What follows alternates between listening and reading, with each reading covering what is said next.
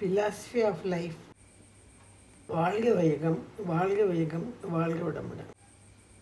వేదాంత మహర్షి గారు యూట్యూబ్లో ఉన్నటువంటి తన ఉపన్యాసాల్లో ఫిలాసఫీ ఆఫ్ లైఫ్ అన్నది ఒకటి. డేట్ సరిగ్గా ఇవ్వలేదు దీనికి. ఫిలాసఫీ ఆఫ్ లైఫ్ అంటే తెలుగులో దాన్ని జీవన తత్వము అంటారు. ప్రియమైన మిత్రులారా, మన ప్రోగ్రాం ప్రకారం ఈరోజు జీవన తత్వము అనే ఒక టాపిక్ మీద చర్చించుకుందాము. ఈ ప్రపంచంలో మనము బతుకుతున్నాము అంటే ముందుగా లైఫ్ అంటే ఏమిటో తెలుసుకోవాలి. జీవితము అంటే ఏమిటో, జీవనతత్వం ఏమిటో తెలుసుకోకుండా జీవించడం వలన మనం అనేక బాధలకి, కష్టాలకి గురవుతున్నాము. మనం ఏమి చేస్తున్నామో మనకే తెలియనటువంటి పరిస్థితుల్లో మనం ఏం చేస్తామంటే ఇతరులను నొప్పించడము, మనమే బాధించుకోవటము చేస్తూ ఉంటాం. ఇటువంటి కష్ట నష్టాన్ని తప్పించుకోవాలి అంటే ముందుగా మన జీవితము అంటే ఏమిటో తెలుసుకోవాలి. జీవితంలో తెలుసుకోవాల్సినటువంటి ముఖ్యమైన అంశాలు మానవ శరీరాన్ని గురించి ఒకటి, మానవ శరీరంలోని చైతన్యాన్ని గురించి రెండు, మానవుని యొక్క ప్రాణశక్తిని గురించి, మానవుని యొక్క జీవకాంత శక్తిని గురించి, మానవుని చుట్టూ ఉన్న కాంత శక్తిని గురించి, ఇవన్నీ తెలుసుకోవాల్సినటువంటి ముఖ్యమైన అంశాలుగా మహర్షి గారు ఇక్కడ తెలియజేస్తున్నారు. వీటిని కనుక పూర్తిగా అవగాహన చేసుకుంటే, ఇటువంటి అవగాహన జరిగాక మనలో ఒకలాంటి సిన్సియారిటీ, మొరాలిటీ ప్రకృతి ఇచ్చి వరంలాగా లభిస్తాయి. మానవ జీవితానికి అవసరాలన్నమాట జీవనతత్వం అంటే. దీన్ని మీరందరూ మీ మైండ్లో ముందుగా రిజిస్టర్ చేసుకోండి. ఇప్పుడు జీవనతత్వం గురించి లోతుగా తెలుసుకుందాము.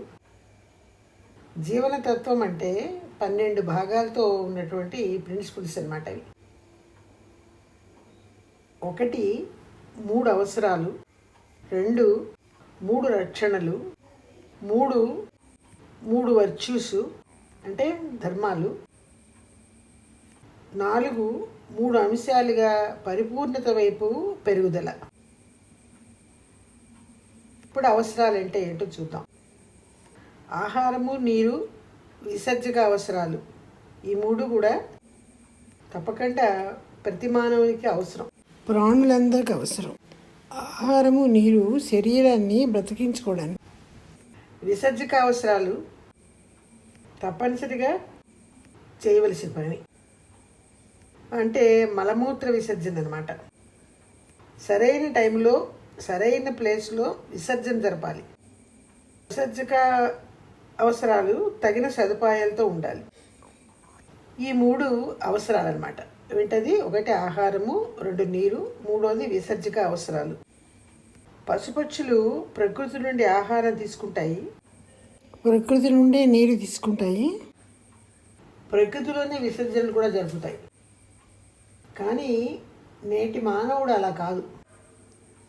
అతనికి విసర్జనకి మరుగుదొడ్లు కావాలి. ఆహారం సంపాదించుకుని అప్పుడే తినగలుగుతాయి. నీటిని పరిశుభ్రపరిచి మాత్రమే అతను తాగాలి. ఈ రకంగా మానవుడి యొక్క అవసరాలు కొంచెం వేరుగా ఉంటాయి. ప్రకృతిలో జీవించే పశుపక్షుల యొక్క అవసరాలు ఒక రకంగా ఉంటాయి. ఇక్కడ 2వ టాపిక్ రక్షణలు. ప్రకృతి వైపరీత్యాల నుండి రక్షణ కావాలి, శత్రువుల నుండి రక్షణ కావాలి, ప్రమాదాల నుండి రక్షణ కావాలి. కాబట్టి రక్షణలు కూడా 3 అన్నమాట. ప్రకృతి వైపరీత్యాలంటే భూకంపాలు, వరదలు, తుఫానులు, అగ్నిపర్వతాలు పేలుడు మొదలైనవి.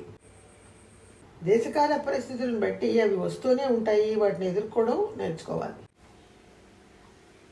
ఇక్కడ ప్రభుత్వం వారు ఏం చేయాలంటే మనల్ని కాపాడడానికి తగిన సదుపాయాలు కల్పించాలి. టీకాలు వేయించుకోవడము, తర్వాత ప్రమాదాలు జరిగినప్పుడు ఆ ప్రాంతాల వాళ్ళకి తగిన ఆహారం అందించడం, అంటే సైక్లోన్స్ టైంలో అన్నమాట. వరదలు వచ్చినప్పుడు సముద్రానికి దగ్గరగా ఉన్న వాళ్ళకి గృహ సదుపాయాలు ఏర్పాటు చేయడం, తాత్కాలిక గృహాలు, తద్వారా ఒకలాంటి రక్షణలు మానవుడికి ప్రభుత్వం ఏర్పరచాల్సి వస్తుంది. రెండవది ఏంటంటే శత్రువుల నుండి రక్షణ. మానవుడు ఎక్కడైతే ఆహారము, ధనము, వస్తు సంపద ఉంటాయో వాటిని సంపాదించాలని ఆశతో గ్రేప్ చేస్తాడు, అంటే అపహరిస్తూ ఉంటాడనమాట. ఎక్కువగా ఆది మానవుడు కాలంలోనే ఈ ఆహారం అపహరించడం అన్నది జరిగింది. నేటి మానవుడు తన ఆహారానికి జంతువుల్ని చంపుతున్నాడు, అది ప్రకృతి ధర్మం అంటున్నాడు. కాబట్టి మానవునికి జంతువుకి కూడా శత్రువుగా తయారయ్యాడు. పులి, సింహము ఇవి మానవుడికి శత్రువులు. వీటి నుండి మరణహాని ఉంది కాబట్టి తగిన జాగ్రత్తలు తీసుకోవాలి.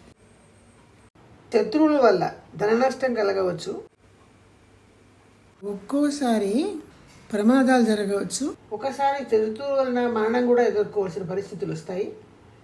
ఇవన్నీ తప్పించుకోవడానికి తగిన రక్షణ ఏర్పరచుకోవాలి. మూడోది ప్రమాదాల నుండి రక్షణ. ప్రమాదాలంటే యాక్సిడెంట్స్ తరచూ వస్తూనే ఉంటాయి. వాటి నుండి కూడా తగిన రక్షణ, జాగ్రత్తలు ఉండాలి. కారు ప్రమాదాలు కానీ, విమానాల ప్రమాదాలు కానీ జరుగుతూనే ఉంటాయి కదా. అంటే కారు నడిపేటప్పుడు జాగ్రత్తగా ఉండాలి, డ్రింక్ చేయకుండా ఉండాలి, కేర్ఫుల్గా ఉండాలి. నిద్ర వచ్చేటప్పుడు కారు నడపకూడదు. విమానాలు ఎక్కేటప్పుడు కూడా తగిన చెకప్ అవి జరిగి సర్వీస్లోకి వచ్చిన వాటిని ఎక్కుతూ ఉండాలి. అట్లాగే బస్సు యాక్సిడెంట్స్ ఇవి మనం తప్పించుకోలేము, కానీ అవి జరిగినప్పుడు తగిన రక్షణ మనం కోరుకుంటాం అన్నమాట. సామాన్యంగా ఈ రక్షణలు ప్రభుత్వం నుండే జరుగుతూ ఉంటాయి. అవసరాలు, రక్షణలు సకల ప్రాణులకి అవసరాలు అన్నమాట. కానీ మానవునికి అలా కాదు. Virtues and development of 3 stages of consciousness, ఇవి రెండు కూడా యాడ్ అవ్వాలి మానవుడికి. వర్చ్యూస్ అంటే ధర్మబద్ధమైన జీవితము, డెవలప్మెంటల్ స్టేజెస్ ఆఫ్ కాన్షియస్నెస్ అంటే పరిపూర్ణతకి 3 మెట్లు అన్నమాట. మానవుడు పరిపూర్ణత వైపుగా వెళ్ళడానికి పరిపూర్ణతకి కావలసిన 3 స్టెప్స్ నేర్చుకుని ఆచరించడం అనేది మానవుడికి చాలా ముఖ్యమైన అవసరం అన్నమాట. మొదట్లో చెప్పిన రక్షణలు, అవసరాలు అన్ని ప్రాణులకి అవసరమే. సరే, ఇక్కడ ధర్మబద్ధమైన జీవితం అంటే వర్చ్యూస్ అంటే ఏంటో చెప్తున్నారు. మొరాలిటీ, డ్యూటీ అండ్ చారిటీ, ఈ 3 కలిపి ధర్మబద్ధమైన జీవితం అంటారు. మొరాలిటీ అంటే నీతి, డ్యూటీ అంటే బాధ్యత, చారిటీ అంటే హెల్పింగ్ నేచరు. మొరాలిటీ అంటే ఎప్పుడూ ఎవరిని ఎక్కడ శారీరకంగా, మానసికంగా నొప్పించకుండా ఉండడం. బాధించకూడదు, నొప్పించరాదు. అదే ఆధ్యాత్మిక ఉన్నతికి మొదటిమెట్టుగా ఉంటుంది. మనం ఏం చేసినా, ఏం ఆలోచించినా అన్నీ ఒక రకంగా కొన్ని ముద్రలుగా మన జీవదాత కేంద్రం అనే ప్రాణంలో పడి మన జీవిత కాలంలో ఎప్పుడో వాటికి తగ్గిన ఫలితాలు, అది నొప్పిగా కానీ ఆనందంగా కానీ అనుభవించి తీరాలి, తప్పదు. అదే కాజ్ అండ్ ఎఫెక్ట్ అంటారు. ఎవరిని ఎక్కడ నొప్పించకుండా, హింసించకుండా, బాధించకుండా ఉంటే ఆ బాధలు తిరిగి మన జీవితంలో మళ్ళీ మళ్ళీ అనుభవించాలి. కాబట్టి ఇక్కడ మహర్షి గారు ఏమంటారంటే ఎప్పుడూ ఎవరిని ఎక్కడ బాధించకుండా ఉండమంటున్నారు. అట్లా బాధిస్తే మళ్ళీ దానికి తగ్గటువంటి నొప్పి, బాధ మనమే అనుభవించవలసి వస్తుంది. అలాగే మనం మంచి కార్యాలు చేసి మంచిగా ఉంటే మనకి మంచిగా లభిస్తుంది. దీన్నే don't inflict pain to anybody అంటారు ఇంగ్లీష్లో. మన ఆలోచనలు నెగటివ్గా ఉంటే జీవధాతు కేంద్రంలో ఇంప్రింట్ అవుతాయి. అవే ఆలోచనలు తిరిగి ఆచరణలోకి వస్తూ ఉంటాయి. ఆచరణలోకి వచ్చినవి తిరిగి ఇంప్రింట్ అవుతాయి. ఈ రకంగా తిరిగి తిరిగి ఆలోచనలు రావడము, ఈ ముద్రలుగా ఏర్పడము, అది ఆచరణలో పెట్టవలసిన అవసరం రావడము, ఆచరణలో పెట్టగానే మళ్ళీ ఇంప్రింట్ అవ్వడము, మళ్ళీ అది ఆచరణలోకి తీసుకురావాల్సిన పరిస్థితి ఏర్పడడం, స్ట్రాంగర్ అయిపోతాయి అన్నమాట ముద్రలు, పడుతున్న ముద్రలు. అవి ఎన్నో రకాల మనకి పెయిన్స్ అండ్ మిజరీకి దారి చూపిస్తున్నాయి. అందుకని ఇక్కడ ఏం చెప్తున్నారంటే అంటే ఎవరిని ఎప్పుడూ ఎక్కడ బాధ పెట్టకూడదు అనే ఒక మొరాలిటీకి ఇంత ఎక్స్ప్లెనేషన్ ఇచ్చారు. అందుకని మనల్ని ఇక్కడ ఏం చేయమంటున్నారంటే avoid pain and pain resulting thoughts and deeds. అంటే ఏవైతే మనకి నొప్పిని బాధని కలిగిస్తాయో అటువంటి ఆలోచనలు అటువంటి పనులు చేయడం మానేయాలి, తప్పించుకోవాలి. అవాయిడ్ అంటే అటువంటిని మనం తొలగించుకోవడానికి ప్రయత్నం చేయాలి. అది మొరాలిటీలో ఒక చక్కటి భాగం అన్నమాట. రెండవ అంశం ఏంటి ఇక్కడ? డ్యూటీ. మనం ఏం చేస్తామంటే ఉదయం నుండి సాయంత్రం వరకు మనకి ఎన్నో అవసరాలు ఉంటాయి, ఎన్నో రకాల ఆర్టికల్స్ కమోడిటీస్ మనకి కావాల్సి ఉంటాయి. ఇవన్నీ కూడా మనం సమాజంలో ఇతర వ్యక్తుల నుంచి అందుకుంటున్నాం. ఏ రకంగా అవి మనకు అందుతున్నాయి? మిలియన్స్ ఆఫ్ పీపుల్ శ్రమ అంటే వాళ్ళ లేబర్ ఫలితాలే మనకి అట్లా అవసరాలుగా కమోడిటీస్గా మనకు అందుతున్నాయి. ఎంతోమంది రీసెర్చ్ చేసి ఎన్నో ఫలితాలు చూపిస్తే వాటి ఫలితంగానే మనం కంప్యూటర్స్, సెల్ ఫోన్స్ లాంటివి వాడుతున్నాం.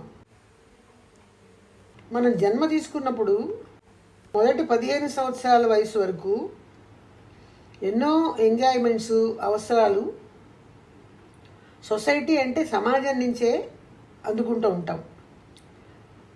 15 సంవత్సరాల వరకు దేనికి కష్టపడవలసిన అవసరం ఉండదు. అన్ని సదుపాయాలు అవే అమరుతూ ఉంటాయి.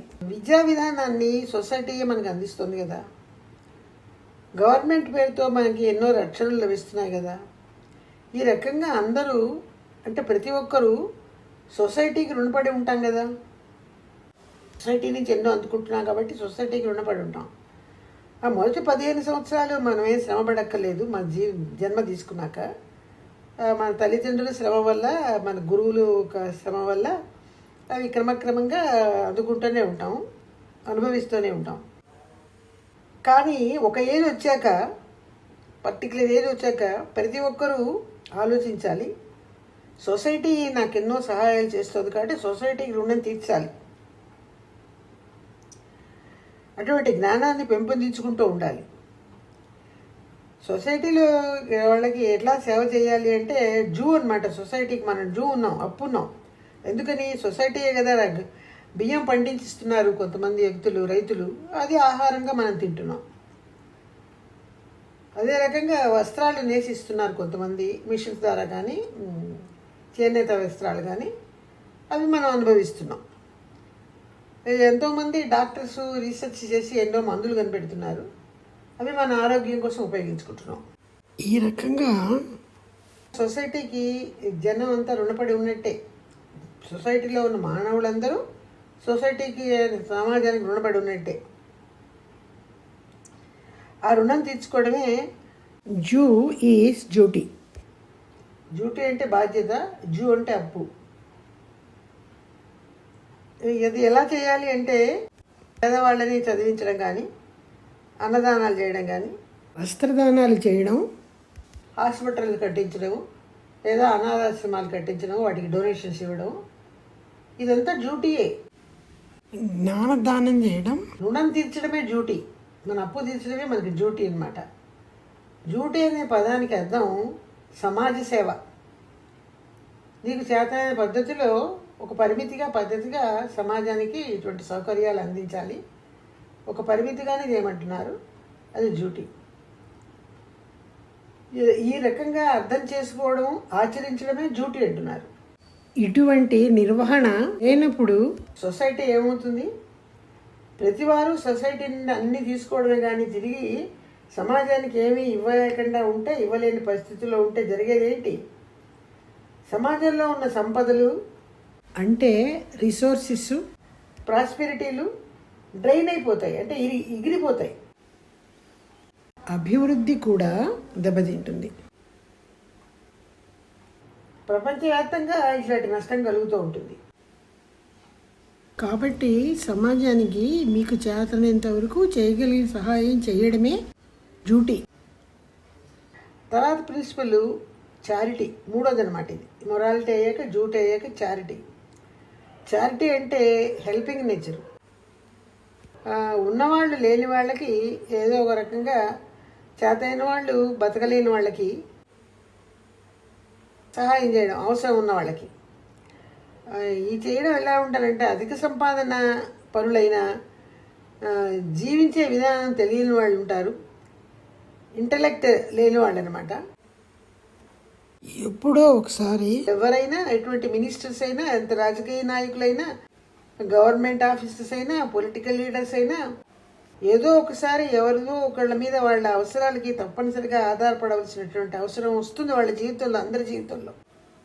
అందువలన ఎవరైతే ఇతరులకి హెల్ప్ చేయగల స్థితిలో ఉంటారో వాళ్ళు ఎప్పుడూ హెల్పింగ్ నేచర్లతో సిద్ధంగా ఉండాలి. వాళ్ళు సంసిద్ధులుగా ఉండాలి, చేయగలిగిన వాళ్ళు సేవ చేయడానికి. ఇటువంటి సంసిద్ధత, అవగాహనే చారిటీ. సహాయం చేసేటప్పుడు ధన సహాయం కానీ, జ్ఞాన సహాయం కానీ ఏది కూడా ప్రతిఫలము ఆశించకుండా చేయడమే చారిటీ. తిరిగి వాళ్ళ నుంచి నాకేదో కావాలి, నేను వాళ్ళకి చేశానని ఆశించకూడదు. అది చారిటీయే కాదు. మనకున్నదంతా ఇచ్చేసి బికారులు అవడం కూడా చారిటీ కాదు. ఒక పరిమితిలో, పద్ధతిలో ఇవ్వగలిగినంతే ఇస్తూ సహాయం చేస్తూ ఉండాలి. అవసరం ఉన్న వారికి ఎవరో వారిని గుర్తించి వాళ్ళకి నీ చారిటీని చూపించాలి. సహాయం అన్నది ధన రూపంలో ఉండొచ్చు, శ్రమ రూపంలో ఉండొచ్చు, నీ మానసిక బలం అనే నీ జీవిత అనుభవాలు, నీకు నేర్పిన సాధనలు ఎదుటివారి సమస్యలు పరిష్కరించడానికి వాడచ్చు. నీవు అందించే మంచి సలహాలు వాళ్ళ సమస్యలు తీర్చి వాళ్ళని మంచి మార్గంలో బ్రతకడానికి అవకాశాలు కల్పిస్తాయి. అది కూడా చారిటీయే. ఈ ప్రపంచంలో వృద్ధులు ఉన్నారు, ఇన్వాలిడ్ పీపుల్ ఉన్నారు, ఫిజికలీ హ్యాండిక్యాప్డ్ వాళ్ళు ఉన్నారు, అంధులు ఉన్నారు. వీరంతా ఇతరుల సహాయం లేకుండా ఎలా బతకగలుగుతారు? కాబట్టి with in your own capacity, అంటే నువ్వు ఎంత చేయగలవో ఆ లెవెల్లో వాళ్ళకి హెల్ప్ చేయడమే చారిటీ. ఈ చారిటీలో ఎప్పుడు కూడా ప్రతిఫలం వాళ్ళ నుంచి ఆశించకూడదు. మొరాలిటీ అంటే నీతి, డ్యూటీ అంటే బాధ్యత, చారిటీ అంటే హెల్పింగ్ నేచరు. ఈ మూడు కలిసి వర్చ్యూస్ అంటారు. అదే ధర్మబద్ధమైన జీవితం. ఈ వర్చ్యూస్ అనబడే ధర్మము మనిషిని ఉన్నత సంస్కారానికి తీసుకెళ్తుంది. పరిపూర్ణత పొందడానికి వర్చ్యూసే ఆధారంగా ఉంటాయి. ఒక కుటుంబంలో కానీ, ఒక వ్యక్తిలో కానీ ఈ మూడు లేదా ఒకటైనా లోపిస్తే వాళ్ళ జీవితము కష్టాలతో, బాధలతో ఇమిడి ఉంటుంది. ఈ మూడింటిని అందరూ అర్థం చేసుకుని, అవగాహన చేసుకుని ఆచరించగలిగితే వారి జీవితం సుఖ సంతోషదాయకంగా అవుతుంది. ఉన్నతమైన సమాజం ఏర్పడుతుంది ఇటువంటి వారి వల్ల. ప్రతి మనిషి వీటిని అర్థం చేసుకుని ఆచరించుట చాలా ముఖ్యమైన పని. అదే ఉన్నత సమాజంగా కనబడుతుంది. ఇవి శాస్త్రీయపరంగా చెప్పే సత్యాలే కానీ మతపరంగా చెప్పేవి కాదు. జీవిత సత్యాలు ఇవి, ప్రకృతిపరమైన సత్యాలు. తరువాత అంశం జీవన గమ్యానికి 3 దశలు, అంటే డెవలప్మెంటల్ స్టేజెస్ ఆఫ్ కాన్షియస్నెస్. వీటిని ఫాలో అవ్వాలంటే, అంటే ఆచరించాలంటే మానవుని యొక్క 6వ ఇంద్రియం ద్వారానే జరుగుతుంది. తనకున్న 6వ ఇంద్రియం అనే ఫ్రాక్షనల్ కాన్షియస్నెస్ని టోటాలిటీ అనే కాన్షియస్నెస్కి తరలించుటయే, ఆ ప్రాసెస్సే ఈ మూడోది అనమాట, డెవలప్మెంటల్ స్టేజెస్ ఆఫ్ కాన్షియస్నెస్. మనిషి జన్మించినప్పుడు అతనికి 5 ఇంద్రియాలే ఉంటాయి. మనిషి తల్లి గర్భంలో ఉన్నప్పుడు అతని కాన్షియస్నెస్ అనబడే 6th ఇంద్రియము ఎయిర్ కండిషన్ గదిలో బిగించి ఉన్నట్టు ఏమీ పనిచేయకుండా ఉంటుంది. జన్మ తీసుకున్న వెంటనే చుట్టూ ఉన్న గాలి అతని శరీరాన్ని, శిశువు శరీరాన్ని టచ్ చేయగానే స్పర్శ అనే మొదటి ఇంద్రియం పని మొదలవుతుంది. అంతవరకు తల్లి గర్భంలో తనున్న వాతావరణం నుండి కొత్త వాతావరణంలోనికి, అంటే ప్రకృతిలోకి, ప్రపంచంలోకి ప్రవేశించగానే శిశువు కన్ఫ్యూజ్ అయిపోతాడు. అందుకే గట్టిగా అరిచి ఏడుస్తాడనమాట. వాతావరణ స్పర్శ వల్లనే జరుగుతుంది. అందుకనే ఇక్కడే స్పర్శేంద్రియం పనిచేయడం మొదలు పెడుతుంది. శిశువుకు తేనె కానీ పాలు కానీ నాకించినప్పుడే రుచి అనే ఇంద్రియం అతనిలో స్టార్ట్ అవుతుంది. శిశువు జన్మించిన వెంటనే చుట్టూ ఉన్న శబ్దాలు వింటాడు. కత్తెర శబ్దము, డెలివరీకి ఉపయోగించినటువంటి ఇన్స్ట్రుమెంట్స్ యొక్క శబ్దము, అక్కడ ఉన్నటువంటి నర్సు కానీ ఇతరులు మాట్లాడుకున్న చిన్న చిన్న శబ్దాలు వింటుండగానే వెంటనే అతనికి చెవి అనే ఇంద్రియం వినికిడి స్టార్ట్ అవుతుంది. కళ్ళు తెరిచి వెలుగును చూడగానే లైట్ అన్నమాట, కనులు అనే ఇంద్రియం స్టార్ట్ అవుతుంది. తల్లి ఒడిలో చేరినప్పుడు తల్లి నుంచి అరోమా అంటే వాసన అన్నమాట, అది శిశువు గ్రహించగానే అతనికి వాసన అనే ఇంద్రియం అంటే ముక్కు అన్నమాట, ఆ ఇంద్రియం పనిచేయడం మొదలుపెట్టి ఈ రకంగా 5 ఇంద్రియాలు పనిచేయడం అనేది పుట్టినప్పుడు జన్మ తీసుకున్నప్పుడే జరుగుతాయి. అంతకుముందు తల్లి గర్భంలో ఉన్నప్పుడు ఎయిర్ కండిషన్ రూమ్లో ఉన్నట్టు బగించబడి ఉంటాడు తప్ప అక్కడ ఇంద్రియాలు పనిచేయవు. ఈ ఇంద్రియాలన్నీ కూడా బిడ్డ పెరిగి పెద్దవాడు అవుతున్న కొద్దీ పనిచేస్తూనే ఉంటాయి. ఒక ఏజ్ వచ్చిన తర్వాత అతనికి అంటే శిశువుకి పెద్దవాడు అవుతుంటే ఆలోచన శక్తి మొదలవుతుంది, రీజనింగ్ వస్తుంది. ఈ పని ఎందుకు చేయాలి, ఈ పని ఎందుకు చేయకూడదు అనే ఒక రీజనింగ్ కూడా వస్తుంది. సార్ పర్టికులర్ ఏజ్ వచ్చాక అప్పుడే 6వ ఇంద్రియం స్టార్ట్ అవుతుంది. 6వ ఇంద్రియం అనేది అసలు పుట్టుకతోనే మనిషికి ఉంటుంది, కానీ అది అప్పుడు వికసించడం మొదలుపెట్టేది మాత్రం ఈ రకంగా ఒక వయసు వచ్చిన తర్వాత ఆలోచించడము, రీజనింగు నేర్చుకున్నప్పుడే. వారిలో ఫ్రాక్షనల్ కాన్షియస్నెస్ 6వ ఇంద్రియంగా ఉంటుంది. అదే భగవతత్వము. పెరుగుదల మొదలయ్యే వరకు అతను తల్లిదండ్రుల లేదా పెద్దలు వాళ్ళు నేర్పినటువంటి పద్ధతుల యొక్క అనుభవాలని తన ఎక్స్పీరియన్స్గా తీసుకుని పెరుగుతూ ఉంటాడు. అతనిని పెంచి పెద్ద చేసినటువంటి ఇంట్లో ఉన్న తల్లిదండ్రులు కానీ వాళ్ళు ఇచ్చి గైడెన్స్లోనే అతను బతుకుతూ ఉంటాడు మొదటి 15 సంవత్సరాలు. దీన్ని భక్తి మార్గము అనొచ్చు, ఫెయిత్ అని కూడా అంటారు, నమ్మకం అన్నమాట. తల్లిదండ్రుల మీద, గురువుల మీద. చిన్నపిల్లలు ఎవరికి వాళ్ళకి ఏం తెలుస్తుంది, పెద్దవాళ్ళు చెప్పినవే చేస్తారు, ఆ మాటలే వింటారు, అదే ఫాలో అవుతూ 10-12 ఏళ్ళ వరకు ఉంటారనమాట. టీనేజ్ వచ్చిన తర్వాత ఏం చేస్తారు, వీళ్ళకి కొంచెం ఆలోచన కెపాసిటీ వస్తుంది. పెద్దలు కానీ, తల్లిదండ్రులు కానీ, గురువులు కానీ చెప్తున్నది వీటిలో సత్యం ఎంత ఉంది, దీనిని ఎంతవరకు ఆచరించాలి అనే ప్రశ్నలు వాళ్ళల్లో ఉదయిస్తాయి. ఇలా ఎందుకు చేయాలి, ఎందుకు చేయకూడదు అనే తపన కూడా బయలుదేరుతుంది. కొన్ని పుస్తకాలు చదవడం వల్ల లేదా తత్వజ్ఞానుల ఉపదేశాలు వినడం వల్ల ఏది కరెక్టో, ఏది కాదో, ఏది వినాలో, ఏది వినకూడదు, ఏది చెయ్యాలో, ఏది చేయకూడదు గ్రహించగల కెపాసిటీ వస్తుంది. అతని స్వయం అనుభవాలు సత్యాన్ని గుర్తింపజేస్తాయి. దీన్ని కర్మ మార్గము అంటారు, లేదా అండర్స్టాండింగ్ అంటారు. మొదటి దాన్ని ఏమన్నారు, ఫెయిత్ అన్నారు. రెండవ దాన్ని అండర్స్టాండింగ్ అన్నారు, అర్థం చేసుకోవడం. ఇది కర్మ మార్గం కింద వస్తుంది. తర్వాత మూడవది జ్ఞాన మార్గం, అంటే రియలైజేషన్. ఒక వయసు వచ్చాక వివాహం చేసుకోవడం, సంతానం, బాధ్యతలు, బరువులు, నిర్వహణ, ఉద్యోగ ధర్మాలు, తల్లిదండ్రుల బాధ్యత, ఇవన్నీ చూసుకుంటూ కొంచెం పెద్ద అయ్యి వృద్ధాప్యానికి దగ్గరగా వయసు వచ్చిన తర్వాత 40 సంవత్సరాలు 50 సంవత్సరాలు ఆ టైంలో అతను జ్ఞాన మార్గంలో అడుగు పెట్టాలి. అదే రియలైజేషన్. శరీరము, మనసు, ఆత్మ అనే వాటిని, కాన్షియస్నెస్ అనబడే చైతన్యాన్ని అర్థం చేసుకోవడం, అవగాహన పొందడం ఈ వయసులోనే జరగాలి.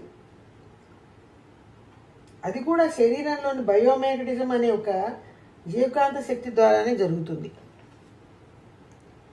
జీవకాంత శక్తి మనిషి యొక్క రియలైజేషన్ అంటే ఆత్మజ్ఞానానికి దారి చూపిస్తుంది. ఇదే మానవుడి యొక్క పొటెన్సీ అన్నమాట. మానవుడిలో ఉన్న శక్తి 6వ ఇంద్రియం ఇదే. ప్రకృతి రహస్యాలు, జీవన గమ్యము అన్నీ అవగాహనలోకి వస్తాయి. అతనిలో పెరిగిన ఆరో ఇంద్రియమే అతన్ని సత్యానికి దారి చూపిస్తూ నడిపిస్తుంది. ఇది రియలైజేషన్ అన్నమాట, జ్ఞాన మార్గం. ఫెయిత్, అండర్స్టాండింగ్, రియలైజేషన్ అనే ఈ మూడు, ఫెయిత్ అంటే నమ్మకము, అండర్స్టాండింగ్ అంటే అవగాహన, రియలైజేషన్ అంటే ఆత్మజ్ఞానం, ఈ మూడు ముఖ్యమైన భాగాలుగా డెవలప్మెంట్ ఆఫ్ కాన్షియస్నెస్ అనే మూడో అంశంలో ఉన్నాయన్నమాట.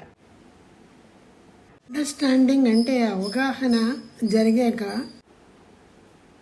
జ్ఞాన మార్గానికి వ్యక్తులు అడుగు పెడతారు. అప్పుడు వాళ్ళకి కరెక్ట్ పాత్ని అంటే సరైన మార్గాన్ని అందించాలి, సూచించాలి. ఆ బాధ్యత తల్లిదండ్రులకు కానీ, గురువులకు కానీ, తత్వజ్ఞానులకు కానీ ఉంటుంది. అటువంటి కరెక్ట్ మార్గాన్ని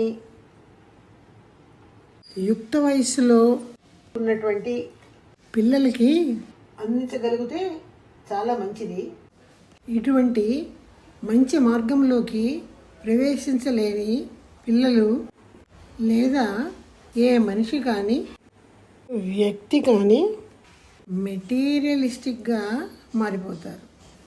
అంటే జీవితంలో ఉన్న చాలా అవసరాలని ఇంకా కావాలి, ఇంకా కావాలి, మోర్ మోర్ మోర్, ఇవన్నీ ప్రాపంచిక వాసనలు. దాన్ని గ్రీడ్ అని కూడా అంటారు. నిజానికి కాన్షియస్నెస్ మనిషిలో పుట్టుకతోనే ఉంది కదా, అది ఎప్పుడు తను కరెక్ట్ మార్గంలో ప్రయాణించాలనే ముందుకు నడుస్తూ ఉంటుంది. ప్రాపంచిక ధర్మానికి అనుగుణంగా పెరిగారు కాబట్టి పిల్లలు వారిలోని సిక్స్త్ సెన్స్ ఇంకా వికసించలేదు. కాబట్టి ఉన్న కాన్షియస్నెస్ మంచి మార్గంలో నడవాలన్నా చుట్టూ ఉన్న పరిస్థితులు, అలవాట్లు అతన్ని జ్ఞాన మార్గం వైపు నడవడానికి అడ్డంకులుగా వస్తూ ఉంటాయి. అప్పుడే పెరుగుతున్న పిల్లలు మెటీరియలిస్టిక్గా మారిపోతారు. మెటీరియలిస్టిక్గానే పెరిగారు కాబట్టి మెటీరియల్స్నే ఎక్కువ కోరుకుంటూ ఉంటారు. అంటే వీళ్ళలో ఉన్నటువంటి ఆరో ఇంద్రియము, జ్ఞానము కండిషన్ అయిపోయి ఉంటుంది. అంటే ముసుగు తన్ని ఉంటుందన్నమాట. మెటీరియల్స్ కావాలి అనే ఒక అజ్ఞానంతో ముసుగు కప్పబడి ఉంటుంది. అదే మాయ. నిజానికి ఆరో ఇంద్రియము మంచి మార్గంలో వెళ్ళాలనే తపన పడుతూ ఉంటుంది. ఎందుకు పడుతుంది అట్లా? అది గాడ్ కాన్షియస్నెస్ కదా, భగవంతుని యొక్క అంశం కదా ఆరో ఇంద్రియము. అది ఇంకా వికసించలేదు కాబట్టి మెటీరియలిస్టిక్గా అయిపోయి రాంగ్ పాత్లోకి వెళ్ళిపోతూ ఉంటారు పిల్లలు.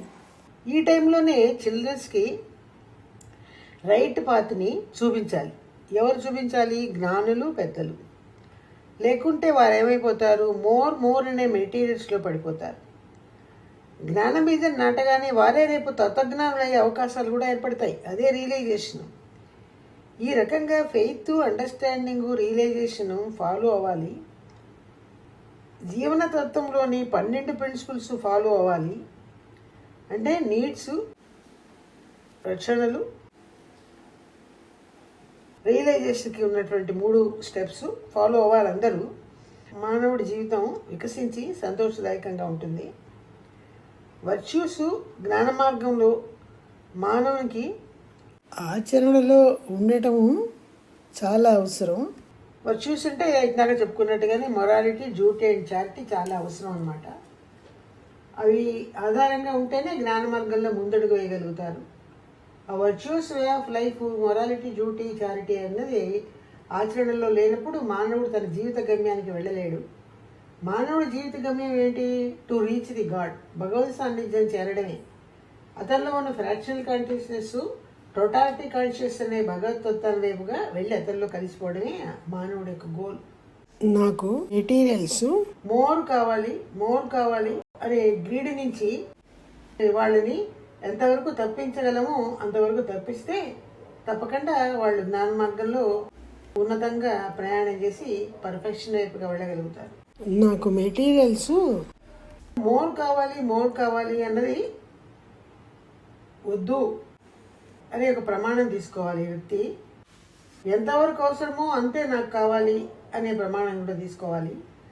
నేను ప్రకృతి రిథంని స్పాయిల్ చేయను అనే ప్రమాణం కూడా తీసుకోవాలి. నేను నేచర్ని గౌరవిస్తాను, మొరాలిటీ, డ్యూటీ, చారిటీ అవే నా ధ్యేయాలు అనే ప్రమాణం కూడా తీసుకోవాలి. ఈ రకంగా ప్రమాణాలు తీసుకున్న తర్వాత ఆ వ్యక్తి 12 ప్రిన్సిపల్స్ని ఫాలో అవ్వగలుగుతాడు. ఈ ప్రిన్సిపల్సే నా ధ్యేయము అని ఈ ప్రిన్సిపల్స్ని ఆచరణలోకి తెచ్చుకోవాలి. అదే ఉత్తమమైన జీవితాన్ని అందిస్తుంది. ఇక్కడ చెప్తున్నారు, నా ఉపన్యాసాన్ని మీరందరూ వింటున్నారు, దీన్ని కేవలం ఇన్ఫర్మేషన్ అంటారు. తెలుసుకుంటున్నారు నేను చెప్పిన సత్యాన్ని. దీన్ని ఆలోచించి అర్థం చేసుకోవడాన్ని కన్ఫర్మేషన్ అంటారు. తర్వాత జీవితంలో ఆచరించాలి దాన్ని. కన్ఫర్మేషన్ అయిపోయిన తర్వాత ఏం చేయాలి? విన్నదాన్ని ఆచరణలోకి తెచ్చుకోవాలి. ట్రాన్స్ఫర్మేషన్ అంటాము. ఇన్ఫర్మేషను, కన్ఫర్మేషను, ట్రాన్స్ఫర్మేషను, ఈ మూడు కలిసి రియలైజేషన్కి దారి చూపిస్తాయి. ఇదే ఈరోజు నా ఉపన్యాసంలోని సారాంశం. ఈ రియలైజేషను అంటే ఆత్మజ్ఞానాన్ని పొందడం. ఫిలాసఫీ ఆఫ్ లైఫ్ అంటే ఇదే. జీవనతత్వంలోని ముఖ్య అంశాలు ఇవే. జ్ఞాన మార్గానికి 3 మెట్లు అని చివరిగా చెప్పినటువంటి అంశం చాలా ముఖ్యమైనది. దీన్ని ఆచరణలోకి తెచ్చుకోవడమే మానవ జీవితం యొక్క ధ్యేయము. మీ అందరిలో ఈ రకంగా 12 సూత్రాలు వికసించి మిమ్మల్ని మంచి మార్గంలో నడిపించాలని ఆశిస్తూ నేను నా ఉపన్యాసాన్ని ముగిస్తున్నాను. సుఖినో భవంతు. God bless you all forever. సుఖినో భవంతు. Be blessed by the divine. Be blessed by the divine.